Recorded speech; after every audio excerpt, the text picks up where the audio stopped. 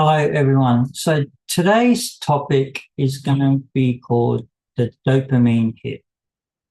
So there's oxytocin and hormonal and all of these adrenaline pumped feelings and elation that we get of falling in love or finding a partner that you feel is exciting. And why is the reason that some people just don't want to go with a partner that is secure and maybe a little boring? But that boring partner for you could be exactly what you want. But your body is wired for excitement, it's wired for fear, it's wired to run. And the person dating you probably isn't aware of this. So you can have two secure people who don't particularly run on this heightened state. And this is why avoidance and even anxious people find them boring, because where's the excitement? It's like because there's no fighting, there's no threat of leaving, you don't conjure up any dramatic scenarios in your head. So some people, how can we word it? I mean, there's a saying that some people love drama. They they will even say, I was bored. In fact, the real life example is someone I knew that was in a 10-year relationship and everything. And apparently their partner had a low libido and this impacted a little bit. But they literally said they just got bored. But they also said their partner was literally perfect. They treated them well, they got them flowers, they did dinner, had things in common.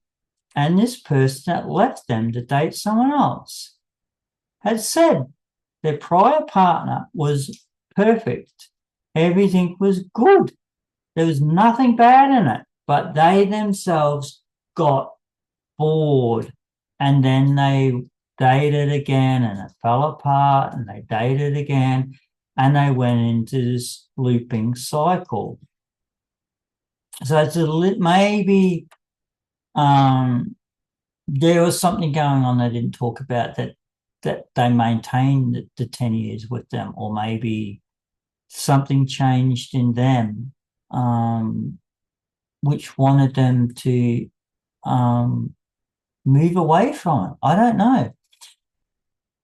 But I know this person was born of a particular distinction, and these people were treated poorly during the war.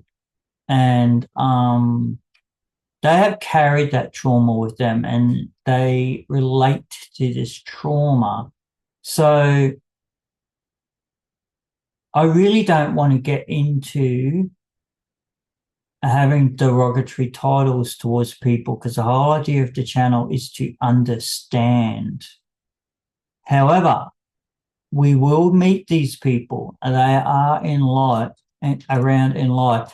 And why I am all about healing and all about understanding in that, there are narcissists amongst us. There are people not willing to do the work.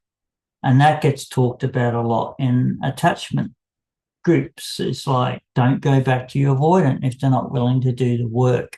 You see a lot of supportive talk in this. So this person, I could see, because they were born of a certain race that was victimized in World War II.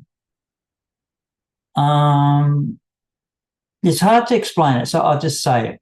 They enjoyed, I'm not going to say enjoyed, but they didn't know any other way to live other than playing the victim. They literally said, the moment I came out of my mother's womb, I was destined to be victimized because of my race and religious persuasion, etc.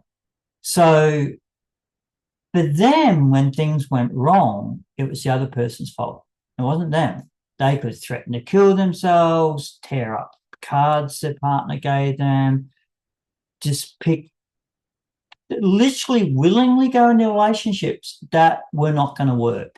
They just didn't seem to actually function in a way that they could foresee what was going to happen. They would go through their partner's phones and accuse them of relationships they weren't having, and they just wanted the drama because they ran on this anxiety. They ran on the excitement of a drama happening. And when you are out there seeking stable, secure love, but even if you are anxious, you might lean into this relationship at first because they lean into it and then it starts to go off the rails, but you're too emotionally invested and trauma bonded to leave. And then it just gets worse for you. And then it gets worse for them because you're still around because they're used to someone going away. So this is the dopamine hit. So people will just be in relationships that are unhealthy.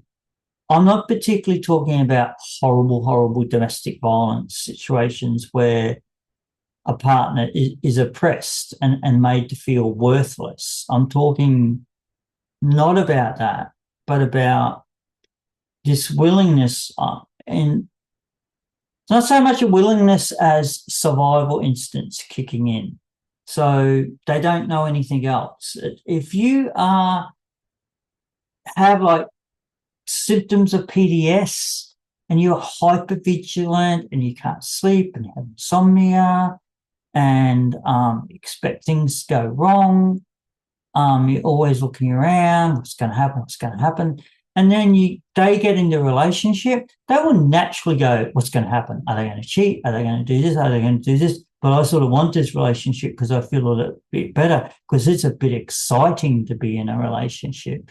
This is exciting. And if it gets boring, I'll subconsciously make it exciting. I'll accuse them of things they're not doing. And this is why you find unhealthy relationships. It's like, this is why divorce rates are what they are. This is why there even is, just let's say, unhealthy relationships. We'll leave domestic violence out of it because that's something the channel's not going to deal with. Of course, all what this channel is involved in that, but that's also explains some of the things related to that. So what happens if you have an avoidant? Okay, so if you have particularly a dismissive avoidant, they can literally go out with an anxious avoidant and superficially do everything they're supposed to do because they are seeking a partnership for social status, job status, fitting into society in some way that will eventually benefit them. Because if they go, oh, was married and has kids, he's upstanding member of society, and this guy could be running some ulterior motive of becoming a politician or whatever, or furthering themselves. But they're doing it for them, they're not doing it for you. And that's where we've got to learn what this motivation is. They can act like they love you. They can act like they care. They can act like they want the future with you. But the moment it gets boring, the moment it gets too much trouble, they're out of there. But they'll enjoy the excitement while it's happening. But if it just starts to get too much, or if it actually looks like it could even work really well, or you pull or you lean in too hard, and then that they start to run. So avoidant and avoidant, particularly too dismissive avoidance, is strangely enough quite workable.